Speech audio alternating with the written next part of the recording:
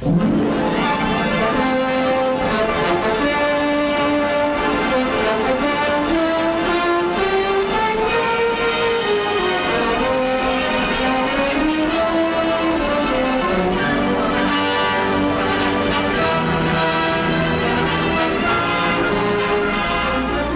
locked doors in almost 100 General Motors plants throughout the country lie thousands of secrets, military secrets that Hitler would give his best panzer divisions to know. For in these plants is being designed and built a large part of the avalanche of weapons that will break the back of the Axis. Training men for the tremendous job of making, using, and maintaining the tools of war is of primary importance as General Motors makes victory its business. Production mounts and new blood is added.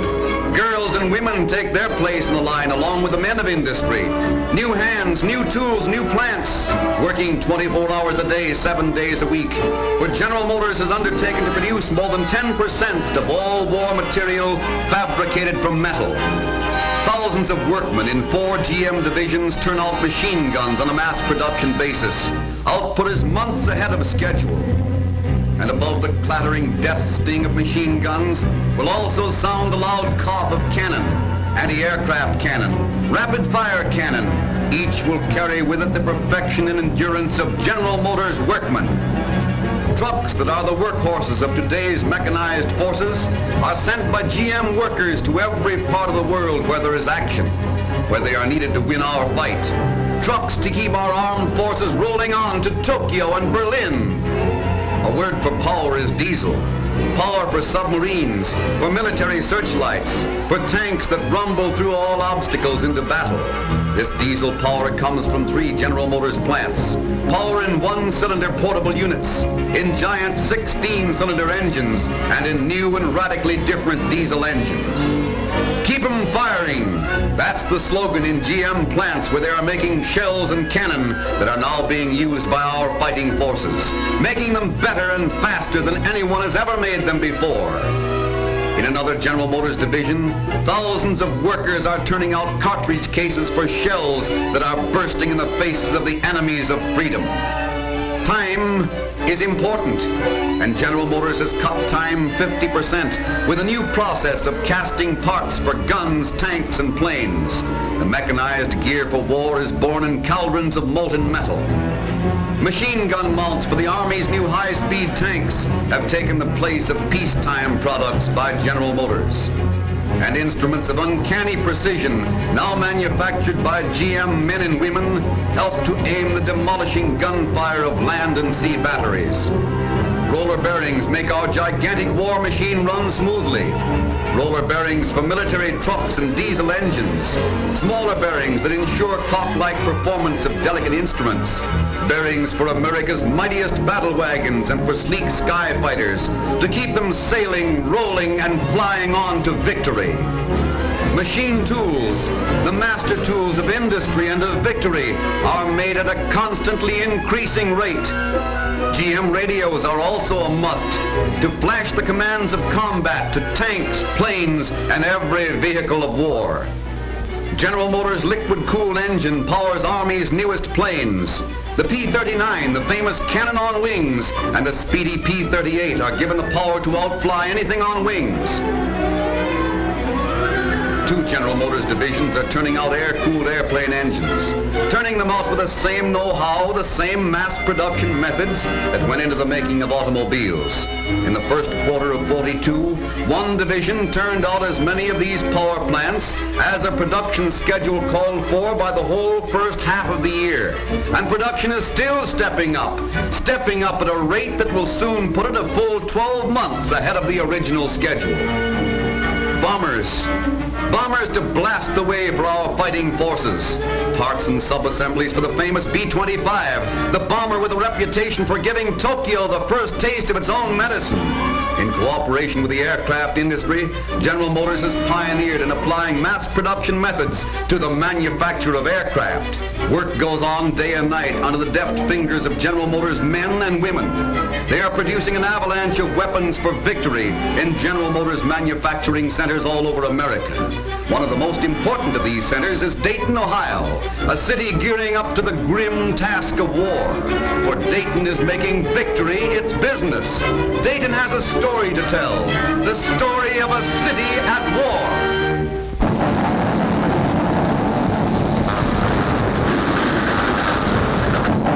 The people of Dayton make the implements of war.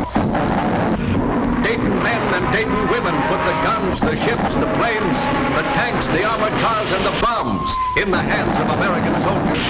For Dayton people play the mighty drama of war.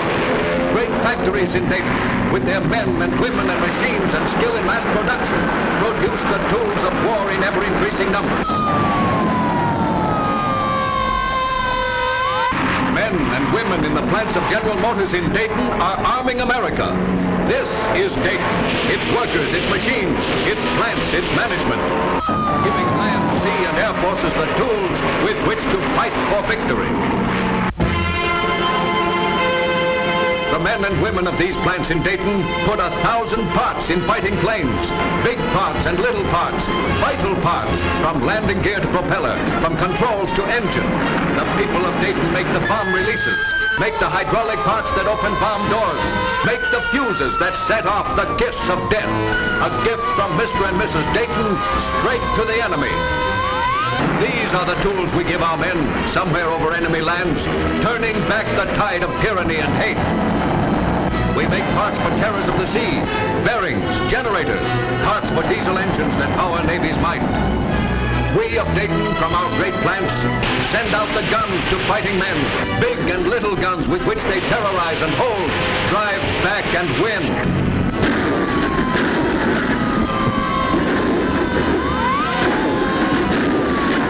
We make the shells, right here in Dayton. Men and women make the shells, the mine fuses, the tail fuses, to bomb the Jap and the German Nazis to destruction. And we drive the tanks through enemy land, tanks that Dayton men and Dayton women have helped to build, trucks and armored cars into which we have poured our materials and our labor. For there are thousands of men and women already working in these plants in Dayton. They know it's their war. A war that can be won only through production, only by the skill and sweat and speed of these people in the plants. Grinding and polishing, forging and boring, beating metal and powder and sweat into tools of war. Make it right, make it well. These are the answers to Guam and Wake. They want more land? Well, we'll give it to them. Give them the iron from American soil, burned into steel, hammered into engines, ground into shells. We'll give them all we have, loaded with dynamite to blow them to hell. Here's a slap in the face for our boys in Pearl Harbor. Dayton is strong and prepared. Dayton's men and women are on the battle line of production, for everything depends on production. Men in Australia, men in Russia and China, men on every battlefront need production, and Dayton gives it to them. They tore up plants and built them new to do this job. They built new machines, trained more men, ordered, installed, turned on the power, and Dayton is doing the job, making guns and tanks and planes and shells for America's victory. These workers in these great plants are the miracle men and women of production. They're doing the job well, putting their skill and sweat and machines into speedy production of tools for our fighters on land, sea, and air. A tank will win another 100 yards of ground from Hitler. A gun will send another Jap plane to its death. A shell will blast an enemy trench or a submarine. A propeller will pull an American plane over its objective and pull it home again. The men in khaki and blue need the things we produce in Dayton. And every part of every implement of war must be built to do its part. There shall be no failure. These are the tools of victory. It is the sweat of the workman that wins this war.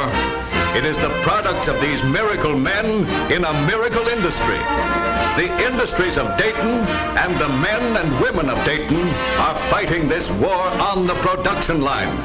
It's a big job, and they move up to it, march into it, put their brains and brawn and fingers into it. It's a big job, and they're doing it. March forward, Americans, citizens of Dayton. Every man and woman in every walk of life is behind the thousands of workers in these plants. March forward. Soon there'll be thousands more marching with you. More men and women producing even greater quantities of the tools of victory. More men and women than ever before, producing for a war that will conserve our way of life.